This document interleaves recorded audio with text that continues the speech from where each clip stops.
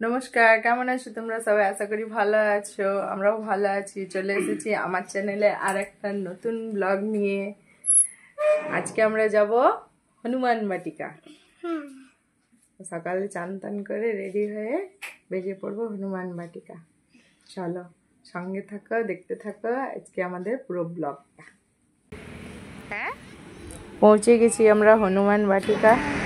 এই যে এখানে সব কিছু জিনিস পাওয়া যাচ্ছে, পুজোর জিনিস, এমনি মেয়েদের যা কিছু চুড়ি সব কিছু পাওয়া যায়, বাচ্চাদের যাবতীয় খেলনা, পুজোর বাসন টাসন।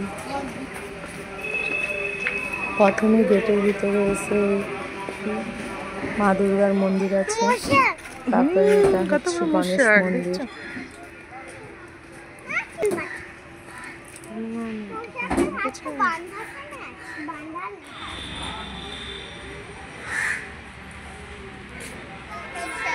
এটা কালী মন্দির।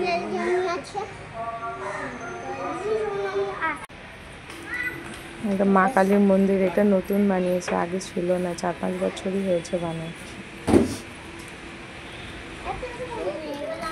এটা সাই বাবার মন্দির। সব মন্দিরের ভিতরে ফটো নেওয়া অ্যালাউ নেই, কোনো কোনো মন্দিরে দিচ্ছে, সব মন্দিরে ফটো নিতে দিচ্ছে না, বাইরের থেকে তাই ফটো নিচ্ছে।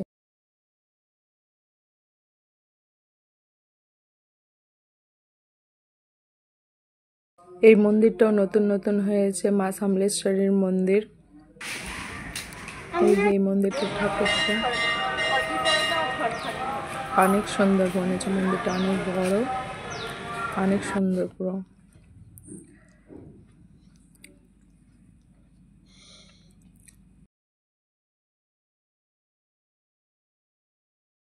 এটা মা সন্তোষীর মন্দির।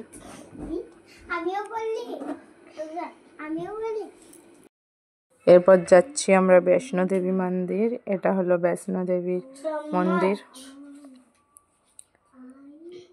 বৈষ্ণোদেবী ঠাকুর দেখে আমরা বেরিয়ে যাচ্ছি।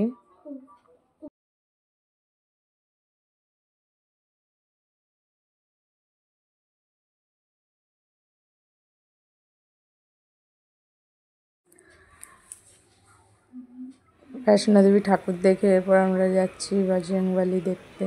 এখানে অনেক ভিতরে দোকান লেগে থাকে, সব নানা রকমের জিনিস বিক্রি হয়, ফটো, ঠাকুরের ফটো। দু ভাই গাড়ি দেখতে পেয়ে বলছে গাড়িও বসবো। আগে ওদেরকে গাড়িও বসিনি, তারপরে আরো মন্দিরগুলো ঘুরবো। বাবু এইদিকে, পাপা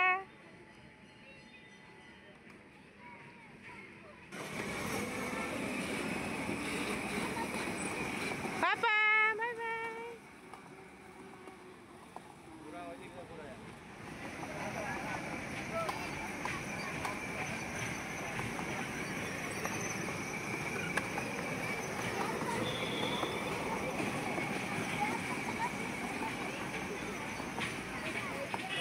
এই দেখো এই বজরংবলীটা, তখন থেকে আমি তোমাদেরকে দেখাবো।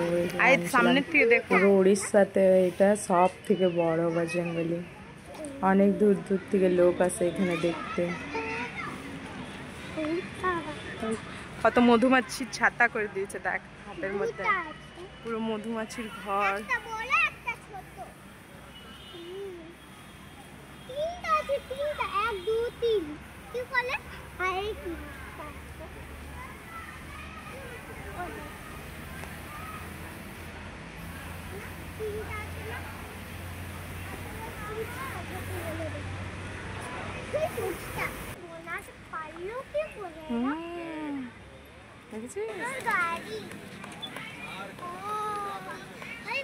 মধুমাখি ছাত্তা কত বড় বজরংবলী দেখছিস?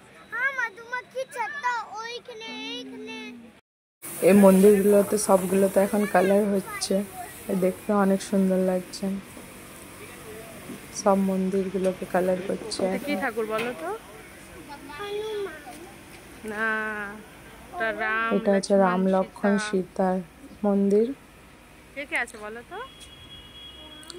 আর এই দিকে যেতে দিচ্ছে না, এখন কালার হচ্ছে, ওই জন্য বানাচ্ছেন। এটা হচ্ছে জগন্নাথ মন্দির। বাইরের থেকেই ফটো নিলাম, ভিতরে নিইনি ফটো।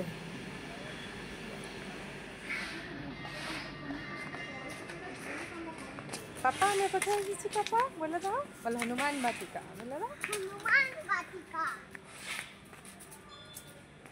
অনেকগুলো মন্দির ঘোরা হয়ে গেছে, এরপর আমরা ঘরে চলে যাচ্ছি। মন্দির থেকে ঘুরে চলে এসেছি, এসে খাওয়ার দাওয়া খেয়ে বাচ্চাদেরকেও ঘুম পাড়িয়ে দিয়েছি। হনুমান বাটিকাতে এমন কোনো মন্দির নেই যে নেই, সব ঠাকুরের মন্দির আছে। তো অতগুলো যদি ব্লগ বানিয়ে দিই তো ব্লগটা অনেক লম্বা হয়ে যাবে। তো কিছু কিছু মন্দিরগুলো আমরা যেগুলো ঢুকেছিলাম সেগুলোরই ব্লগ বানিয়েছি। আর মন্দিরের ভিতরে তো ফটো তোলার পারমিশন নেই, তো বাইরের থেকেই যতটুকু পেরেছি ভিডিও করেছি।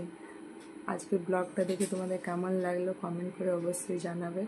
ভালো লেগে থাকলে একটা লাইক, কমেন্ট, সাবস্ক্রাইব করে দেবে। আবার আসবে একটা নতুন ব্লগ নিয়ে। Bye bye.